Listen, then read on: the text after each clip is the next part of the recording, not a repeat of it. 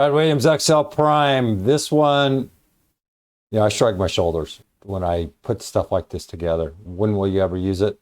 Here we go. Show a specific letter in the text. We're going to use this just overly complex approach.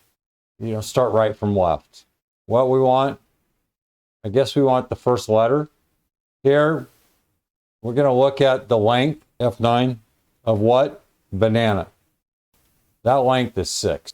So now we have indirect and 1 to 6, F9.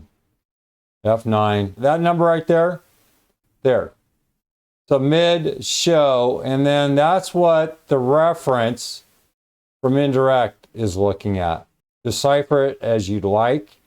What we're trying to do, believe it or not, is shrink this thing.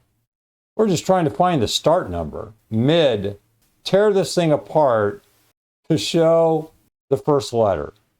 It should say show first letter in this. And this is just ridiculous, but we have a start number. Really? F9, 1. We have to go to all this hassle in order to get a start number. We have to use a row number.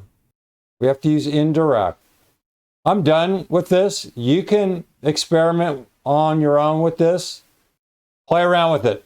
All right. Tear this thing apart. Put 2 in here. Put 3 in there. Then decipher what it is we're trying to do. Keep in mind, mid, what mid does. Text, start number, characters. Read this over here. This one you're just going to play around with. Here, if this at, this intersection here, this shuts off the spill. Notice when you remove the at, what happens? It spills. Why does it do it? Well, look and review. Indirect is going 1 to 6. It just spills the 1 to 6. If we change, it should say anana. Everything, but it's only picking up 5 letters. That's what we're trying to figure out here. Reverse this thing.